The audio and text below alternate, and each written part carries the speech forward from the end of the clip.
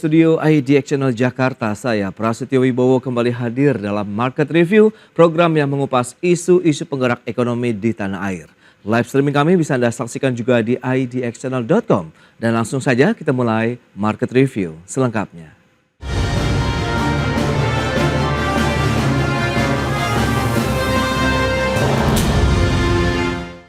Ya, pemerintah hingga kini terus berjibaku dengan mengeluarkan beragam jurus baru guna menjaga geliat aktivitas ekonomi nasional. Hal ini seiring dengan semakin kuatnya tekanan yang dihadapi baik dari dalam negeri seperti pertumbuhan ekonomi, deflasi, PMI manufaktur hingga kondisi ekonomi global. Tahun 2024 menjadi tahun penentu bagi Indonesia, mengingat saat ini adalah masa transisi kepemimpinan nasional, di mana setiap kebijakan yang diambil pemerintah Presiden Joko Widodo akan menjadi pijakan kuat bagi pemerintahan Presiden terpilih Prabowo Subianto dalam menjaga laju pertumbuhan ekonomi Indonesia tetap positif. Badan Pusat Statistik atau BPS mencatat hasil perhitungan pertumbuhan ekonomi kuartal kedua tahun 2024 yang mencapai 5,05% secara tahunan. Angka pertumbuhan tersebut melambat dibandingkan kuartal sebelumnya yang mencapai 5,11%. S&P Global merilis Purchasing Manager Index atau PMI Manufaktur Indonesia bulan Juli 2024 sebesar 49,3. Level tersebut turun dibandingkan Juni 2024 yang berada pada angka 50,7.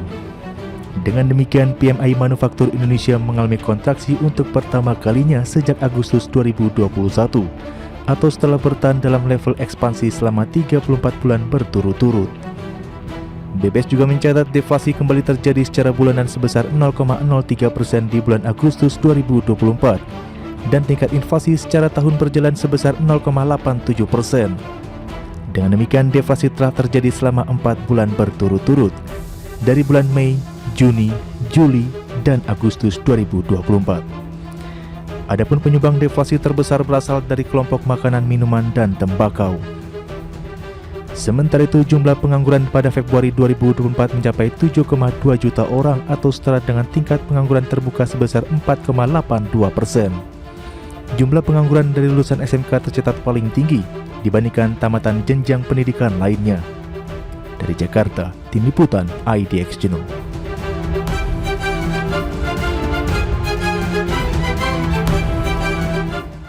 Ya, berikut ini kami sampaikan data bagaimana tren pertumbuhan ekonomi Indonesia. Selengkapnya bisa Anda saksikan di layar televisi Anda. Baik, kita lihat dari kuartal 1 tahun 2023 sampai dengan kuartal 2 tahun 2024.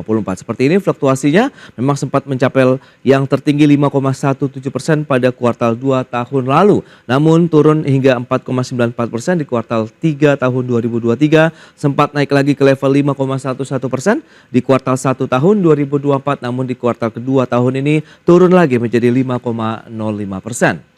Ini pergerakan secara tahunan, year on year. Berikutnya untuk surplus neraca perdagangan. Ini data dari Desember sampai dengan Juli 2024. Sempat mencapai level tertingginya dari Desember ke Maret 2024 itu 4,47 miliar dolar Amerika. Namun setelah itu April, Mei, Juni sampai dengan Juli tahun ini kinerja surplus neraca perdagangan kita cenderung mengalami tekanan ataupun turun terus. Begitu tercatat terakhir 0,47 miliar dolar Amerika di bulan Juli 2024. Baik pemirsa, untuk membahas tema menarik kita hari ini, Jurus Jitu bangkitkan kembali ekonomi Indonesia. Kita sudah tersambung melalui Zoom ini bersama dengan Bapak Rian Kirianto, ekonom senior dan juga senior fakulti dari Lembaga Pengembangan Perbankan Indonesia LPPI. Selamat pagi, Pak Rian.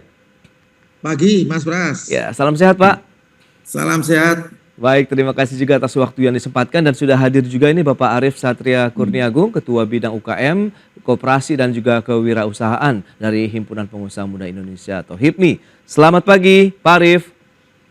Pagi Mas Pras, salam sehat. Salam sehat juga, terima kasih atas waktu yang disempatkan. Menarik, kita akan lihat bagaimana sih solusi yang bisa kita sampaikan begitu ya, paling tidak begitu menyikapi kondisi saat ini. Pak Arief sebagai pelaku usaha mungkin Anda bisa sedikit mereview nih dari kacamata Anda begitu terkait dengan ekonomi Indonesia saat ini seperti apa? Silakan. Iya, terima kasih Mas Pras. Kami dari HIPMI melihat pertumbuhan ekonomi walaupun saat ini masih kita relatif lebih baik ya dibanding negara lain di atas 5%, tapi kita melihat cenderung stagnan Setelah itu kita juga saat ini menghadapi ancaman di mana jumlah masyarakat yang berpendapatan menengah, middle class income itu juga turun jumlahnya dari tahun 2019 sampai sekarang. Nah, memang menurut kami dari HIPMI ini kita membutuhkan sederetan kebijakan pemerintah yang komprehensif yang tentunya akan membantu meningkatkan daya beli masyarakat. Setelah itu kita juga harus memikirkan dari sektor UMKM juga. Nah, kami dari HIPMI saat ini sedang dalam proses pembuatan peta jalan kewirausahaan menuju Indonesia Emas 2045. Karena ketika kita melihat Indonesia Emas 2045, tentunya menuju ke situ akan ada bonus demografi. Bonus demografi ini bisa menjadi keuntungan, bisa juga menjadi masalah buat kita. Nah, oleh karena itu kita juga melihat kewirausahaan atau entrepreneurship tentunya merupakan salah satu faktor penting untuk meningkatkan perekonomian, karena tentunya dengan kewirausahaan itu akan menimbulkan atau membuka lapangan pekerjaan. Baik, itu dia entrepreneurship begitu yang terus diasah dari sektor UMKM yang bisa menjadi penopang roda ekonomi Indonesia. Pak Rian, kacamata seorang ekonom, melihat bagaimana dengan kondisi ekonomi. Tadi beberapa data sudah disampaikan, pertumbuhan ekonomi kita meskipun masih berada di level 5% tapi cenderung turun. Apalagi tadi neraca perdagangan kita pun juga cenderung mengalami tekanan ini, Pak Rian, silakan. Dalam pengamatan saya, memang selama kurang lebih 9-10 tahun terakhir, in average kita tuh tumbuh, menurut saya tumbuh pas-pasan. Ya, kalaupun 5% tapi 5, sekian, tapi dalam koridor atau batas bawah. Sehingga ini memberikan semacam sinyal kuat ke kita bahwa memang engine of growth kita itu optimum itu ya either 5,0 sampai 5,1. Kita tidak pernah secara rata mampu tumbuh, bahkan 5,2% pun nggak pernah. Ya, secara average itu. Kembali tentu ini ada semacam quote unquote ya, ada semacam mispolicy atau kesalahan desain kebijakan. Kenapa sepanjang 9 tahun terakhir ya kita hanya mampu ngegas ekonomi kita itu maksimal hanya 5,1%. Sementara dibandingkan dengan peer kita, saya sebut aja 2 negara di belakang kita. Vietnam dan Filipina maksud saya, mampu tumbuh jauh di atas kita. Mereka secara rata dalam 2-3 tahun terakhir mampu tumbuh 6,5, bahkan Filipina mampu tumbuh 7%. Dan sama-sama kita menghadapi situasi yang kurang lebihnya sama. Kita kena pandemi COVID-19, kita juga terkena impact dari ketegangan geopolitik global dan sebagainya. Nah, kembali ke tadi, memang betul kalau Mas Ari menggunakan istilahnya agak sedikit kritik ya, stagnasi. Tapi mungkin orang yang beraliran positif menyebutnya bukan stagnasi, tapi stabil. Tetapi saya setuju dengan Mas Arif, kita menggunakan diksi stagnasi ya. Stagnasi artinya memang pertumbuhan ekonomi kita stuck di level 5%-an itu Mas Pras. Dan itu harus menjadi concern kita semua, tapi terutama dari para pengambil decision making atau para pengambil kebijakan. Ke depan tentu nggak boleh seperti ini lagi gitu. Menarik, kalau Anda bilang dalam 10 tahun terakhir lah kalau bisa dikatakan begitu ya, berarti ini ada salah ataupun mungkin ketidaksinkronan dari sisi kebijakan. Ini di bagian yang mana begitu? Bottleneck-nya di mana, Pak Rian? Nah, kita tahu ya Mas Arif, Mas Pras ya, waktu pemerintahan yang sekarang itu kan dulu memberikan semacam promo yaitu akan membangun secara masif infrastruktur di seluruh Indonesia. Pertama catatan kritis kita adalah membangun infrastruktur itu resultnya atau hasilnya itu tidak serta-merta. Butuh waktu bertahun-tahun untuk kita memetik buah dari pembangunan infrastruktur fisik kita. Yang kedua, secara geografis kontinental Indonesia itu begitu luas sehingga pembangunan infrastruktur yang dikesankan masif itu sesungguhnya juga masih meninggalkan lubang-lubang.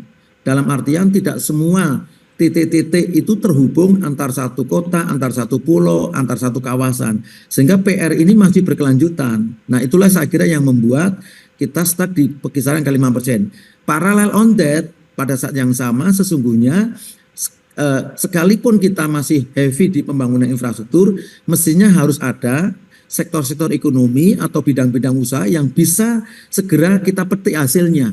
Ya, terutama yang paling depan mata adalah manufaktur. Manufaktur itu sifat karakternya adalah padat modal, tapi juga padat karya. Dan di industri manufaktur itu kita mendengar ada manufaktur besar, tapi juga ada manufaktur yang masuk kategori small medium enterprises itu, yang kelompoknya teman-teman Mas Arief. Nah itu yang nggak kurang di touch secara masif, secara kuat, sehingga ibaratnya mereka itu kapasitas pertumbuhannya, kapasitas pengembangannya itu masih di bawah atau underutilized istilah saya Mas Bas. Nah ini flashback ya, evaluasi kita terhadap perjalanan ekonomi kita sepanjang ya hampir dua periode pemerintahan ini ya gitu. Sektor SME begitu kita akan lihat begitu seberapa jauh sih fokus dan juga harapan dari pelaku usaha, kita bahas nanti di segmen berikutnya. Pak Rian dan Mas Arief, kita akan jeda dulu sebentar, dan pemirsa pastikan Anda masih bersama kami.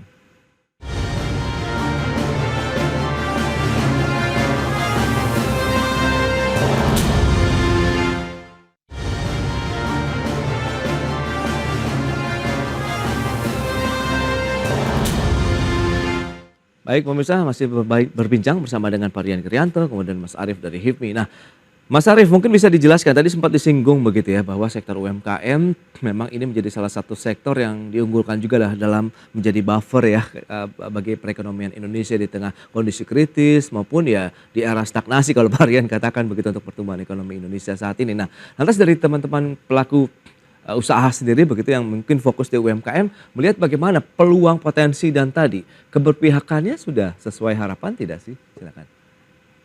Iya Mas Rian, jadi kalau kita ngelihat salah satu faktor yang mungkin bisa dibilang menyelamatkan kita dari COVID ya, itu adalah daya beli domestik yang masih cukup baik, dan itu mostly di UMKM gitu.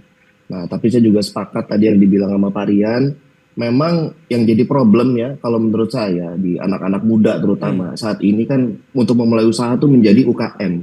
Jadi mentalitinya itu pedagang. Padahal ada satu sektor ini IKM yang perlu juga kita tinggikan gitu. Jadi deindustrialisasi atau turunnya PMI Index itu berapa tahun terakhir ini sebenarnya karena mindset itu. Karena kebanyakan orang yang mulai berusaha mindsetnya adalah berdagang, bukan memulai menjadi produsen. Itulah sekarang juga kenapa kita sekarang jualan. Ada kebijakan hilirisasi segala macam karena berawal dari mindset. Nah, kami dari HIPMI, kami saat ini sedang berusaha untuk mendorong bagaimana caranya kurikulum kewirausahaan itu sudah bisa dimulai dari dini. Jadi start dari SD, SMP, SMA itu bagaimana caranya supaya jadi kurikulum wajib. Nah, kami sedang menggodok ini untuk kemudian diajukan juga ke Kemendikbud. Dan kemudian di tahun depan kita juga sudah memulai ada program di Universitas Kampus Merdeka. Jadi kita mau mulai merubah mindset anak-anak muda itu dari usia dini, bahwa menjadi pengusaha itu nggak selalu harus menjadi pedagang, tapi kita juga harus menjadi produsen. Kurang lebih itu sih yang kami lakukan di HIPMI, Mas. Baik, nah kaitannya dengan skala industri, misalnya PMI manufaktur begitu yang turun terus begitu, nah mungkin datanya bisa ditampilkan begitu, bahwa ini sejauh mana juga akhirnya bisa dirasakan terhadap dunia usaha untuk tren penurunan sejumlah indikator ini begitu kan. Kita tahu deflasi 4 bulan terakhir begitu, PMI manufakturnya juga turun terus ini Mas. Iya. Kalau deflasi memang kalau saya lihat kita harus mencermati juga ini satu sisi memang harga turun, tapi mungkin juga masyarakat ini menahan belanja gitu Mas. Nah kita juga harus lihat mungkin ada kebijakan-kebijakan dari pemerintah yang belum match ya, dan pemerintah mungkin harus consider juga ada beberapa kebijakan yang menurut saya mungkin perlu ditunda, seperti kenaikan PPN menjadi 12% tuh Mas. Itu tentunya akan lebih memberatkan lagi bagi masyarakat dan buat pelaku usaha. Baik, 12% ini diharapkan ditunda begitu ya. Nah Pak Rian, dengan beberapa kondisi tadi, barometer ekonomi kita tadi ada pertumbuhan ekonomi, surplus neraca perdagangan kita, PMI manufaktur, terus indeks keyakinan konsumen juga begitu yang cenderung melemah. Anda melihat ini memang sudah di posisi sinyal kuning yang tengah menuju sinyal lampu merah kah, atau bagaimana Pak Rian? Sebetulnya ini menjadi semacam early warning ya, atau peringatan dini untuk ini nggak boleh berkelanjutan. Ya, berkelanjutan. Kita memasuki masa atau periode transisioner dari pemerintahan lama ke pemerintahan baru. Tentu apa yang kita kerjakan di tahun 2024, 2023 lalu itu menjadi referensi ya bagi pemerintahan yang akan datang untuk menutup atau memperbaiki lubang-lubang yang masih terengah tadi atau masih terbuka ya. Yang paling mencolok adalah ketika tiap hari kita mencermati, mengamati betapa banyaknya perusahaan-perusahaan terutama juga teman-teman UMKM yang sudah mulai mengurangi produksi. Sebagian menutup pabrik, sebagian menutup warungnya, kemudian terjadilah muntahan tenaga kerja yang tidak terserap di pasar tenaga kerja, alias penganggurannya semakin banyak. Job seeker, pencari kerja semakin banyak. Setiap ada kegiatan job fair, betapa banyak ribuan anak-anak muda kita, anak-anak muda terdidik, itu mencari lowongan pekerjaan atau formasi. Nah, itu tentu harus menjadi semacam catatan serius untuk, maaf kata, pemerintahan yang akan datang, untuk ini bisa diselesaikan di paling tidak, saya tidak mengatakan di 100 hari pertama, karena itu terlalu pendek ya. Ya mungkin di setahun 2 tahun ke depan di era pemerintahan baru. Yang kedua, juga mungkin perlu direview. Nah, ini yang kita malas sekali kita melakukan review, pengkajian ulang terhadap polisi-polisi yang kita desain. Jangan-jangan polisi-polisi yang kita desain 2, 3, 5 tahun lalu itu meet atau cocok dengan era waktu lalu. Tetapi seiring dengan perjalanan waktu, perubahan landscape, perubahan dinamika masyarakat, mungkin polisi-polisi besar dari pemerintah barangkali sudah nggak in lagi dengan kondisi sekarang, sehingga perlu ada semacam review, kemudian dilakukan adjustment. Tadi Mas Arief sampaikan, dalam situasi perlambatan ekonomi ini, apakah tepat misalnya tadi tarif PPN-nya dinaikkan menjadi 12%? Itu kan sebuah isu yang itu disampaikan oleh teman-teman pelaku usaha yang secara langsung terefek atau terpapar dengan kebijakan fiskal itu. Yang kedua, katakanlah begini, kalau memang harus menaikkan rasio pajak 12%, lalu bagaimana untuk tetap mampu menjaga daya beli masyarakat, terutama kelompok kelas menengah, sehingga mereka tetap punya kemampuan membeli, kemampuan konsumsi, sehingga tidak begitu menekan prestasi usaha dari teman-teman pengusaha, terutama UMKM yang selama ini menjadi semacam backbone atau tulang punggung ekonomi Indonesia. Nah, kejelian dan kegesitan sama agility ya, kelincahan mendesain kebijakan disesuaikan dengan ruang dan waktu serta situasi kondisi itu saya kira penting, Mas Pras, untuk dikerjakan. Saya maklumi, mohon izin Mas Arief, saya maklumi, mungkin tahun ini karena sebagian fokus energi kita banyak terserap di isu-isu politik, sehingga isu-isu yang di area ekonomi relatif kurang tereksplorasi, sehingga tidak ada orang yang menyadari bahwa indikator-indikator ekonomi utama, PMI yang di bawah threshold 50, deflasi 4 bulan berturut-turut, angka pengangguran semakin meningkat, kemudian angka NPL di UMKM juga makin meningkat, itu tidak dirasakan, tidak disadari. Nah, saatlah di forum ini kita istilahnya memberikan wake up call ya, atau ya istilahnya itu lonceng ya kepada pengambil kebijakan untuk ayo ke depan PR-PR ini jangan sampai berkelanjutan, tapi kita selesaikan satu demi satu. Baik Pak Rian, ini menarik di masa transisi ini, apakah nanti kita sudah bisa meninggalkan pijakan yang kuat untuk pemerintahan berikutnya, atau justru pemerintahan berikutnya juga harus mereview lagi nih kebijakan sebelumnya untuk kita mencari inovasi baru. Kita bahas nanti di segmen berikutnya. Pak Rian, Mas Arief, kita akan jeda kembali. Dan pemirsa, kami akan segera kembali usai pariwara berikut ini.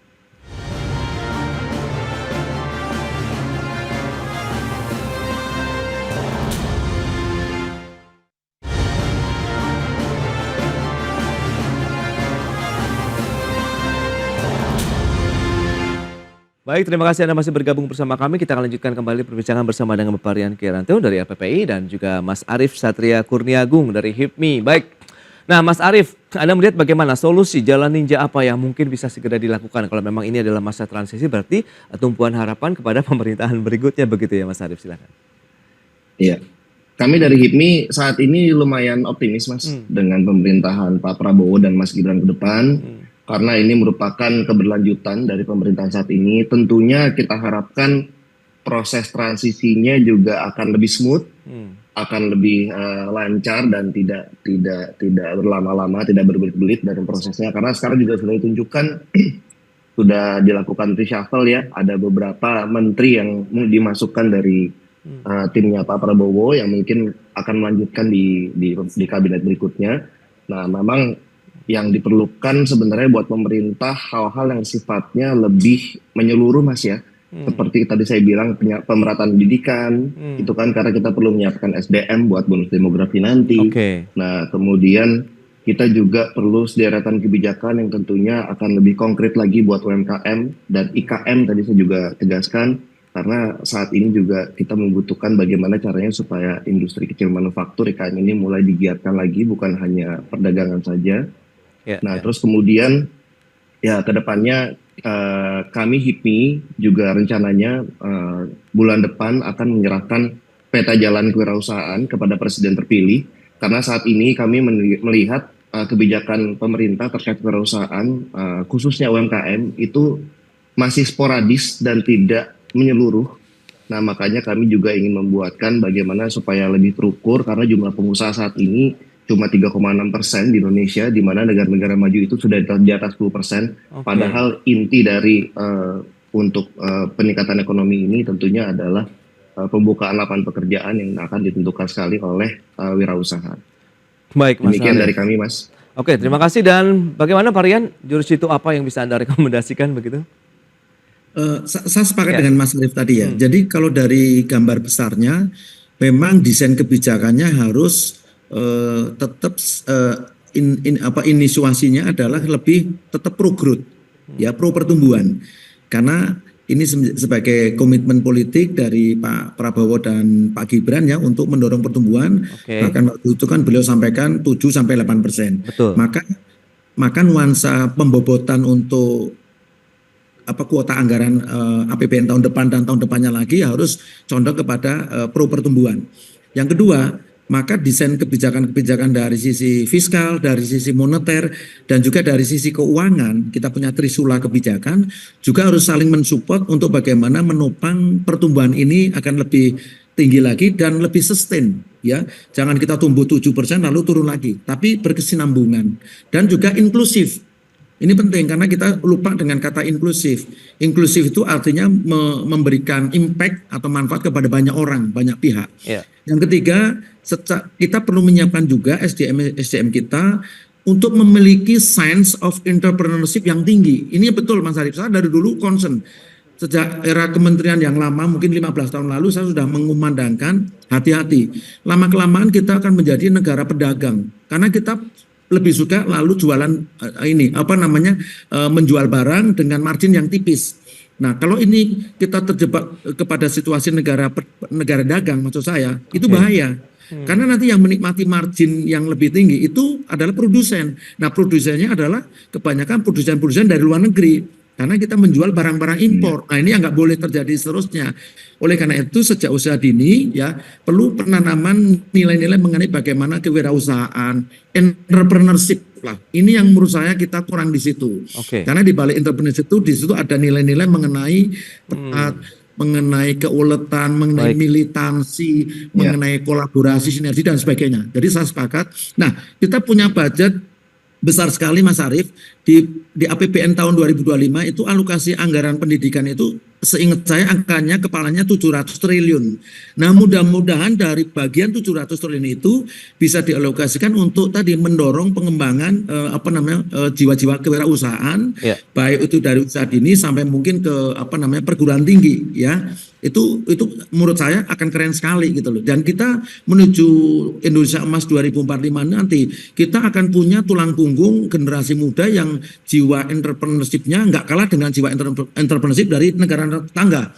Karena kita hidup tinggal di ibaratnya tuh di global village di kampung dunia. Jadi kita nggak boleh kalah. Oke. Itu Mas Fred. Baik, itu dia yang paling utama bagaimana pemerintah memperbaiki lagi kebijakan-kebijakan yang pro growth tadi begitu, dan sambil paralel kita meningkatkan skill juga nih SDM kita, jiwa kewirausahaannya begitu, tidak boleh menjadi pedagang saja tapi produsen. Itu yang paling utama, bisa meningkatkan kesejahteraan dan inklusif yang paling utama pemirsa untuk bisa mengatasi.